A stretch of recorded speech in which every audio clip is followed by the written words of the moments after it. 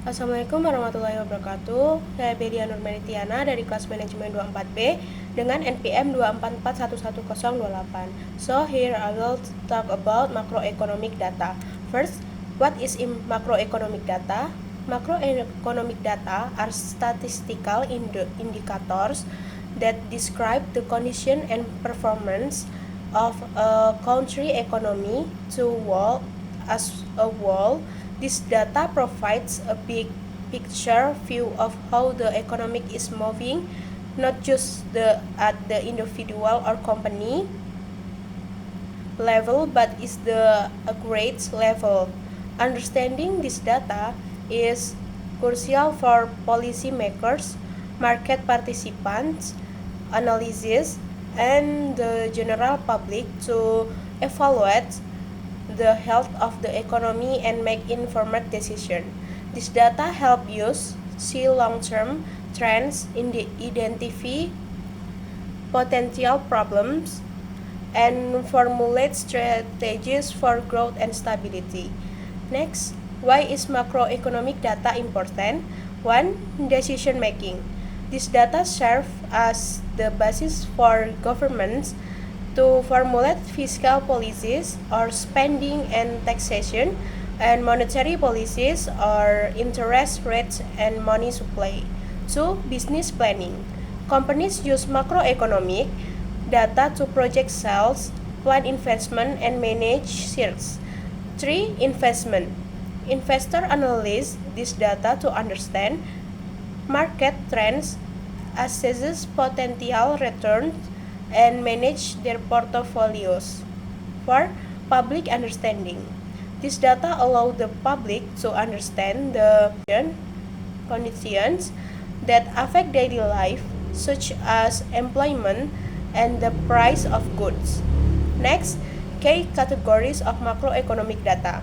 Macroeconomic data can be grouped into several key categories that reflect different aspects of the economy. These categories are interconnected and provide a more complete picture when viewed together.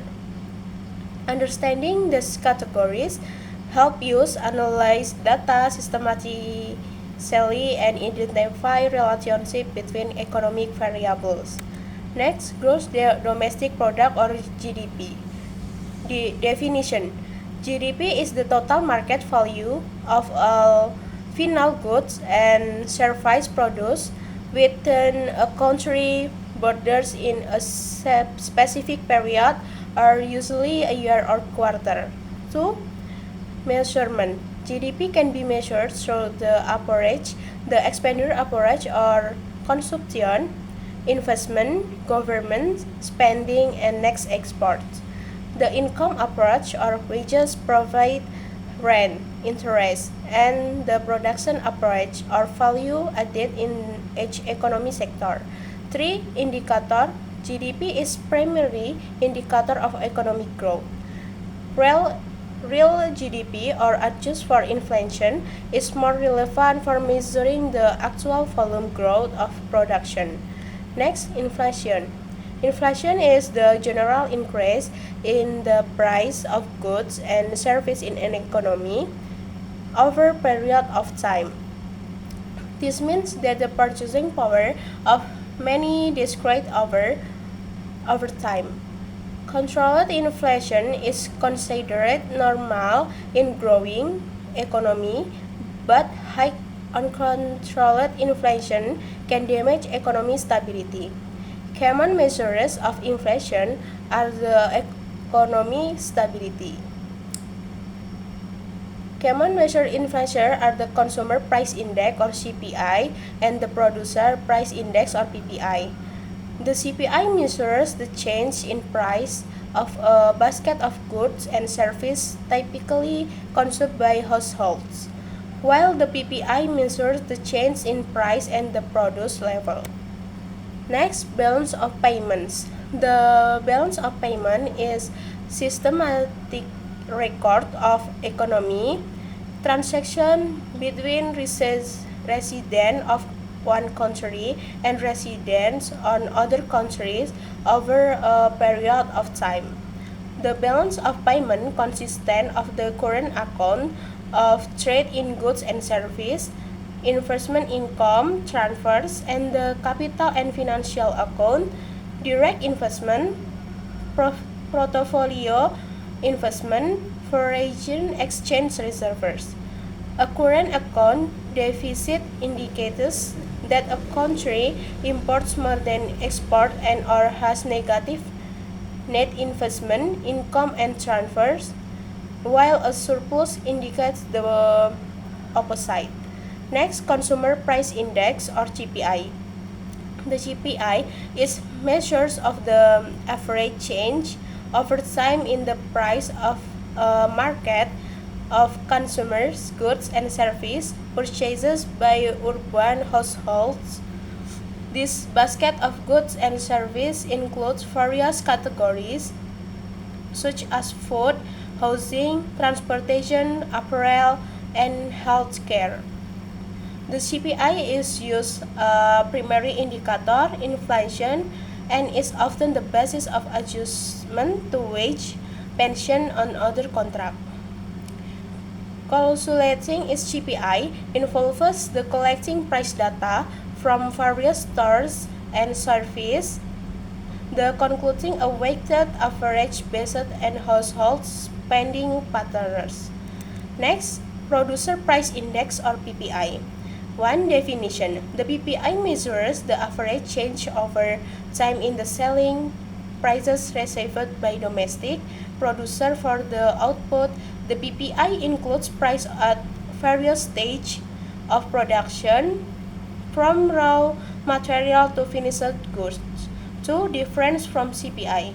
The PPI reflects price at the product level, while the CPI reflects price of the consumer levels.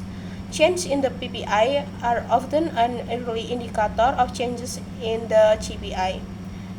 Usage: the PPI is used to predict future inflation, analyze business condition, and adjust business contract. Next, how is macroeconomic data collected and reported? One, data source. Macroeconomic data is collected by government statistical agency, central banks, and international organizations. Two, methodology. Data collecting is done through service, censuses, and administrative records. Strict methodologies are used to ensure data accuracy and consistency. 3. Reporting. Macroeconomic data is released periodically according to a predetermined schedule. Releases of important data are often significant market events. Next, challenges in using macroeconomic data. 1. Data revision. Macroeconomic data is often revised after the initial release due to additional data or methodological improvement. 2. Lag time. Some macroeconomic data have a significant lag time between the period being measured and the time the data is released. 3. Expanding factor. An expanding event, or such as natural disaster or global crisis, can significantly alter economic data and are difficult to predict. 4. Methodology difference. Comparing macroeconomic data between countries can be difficult due to difference in methodology and definition.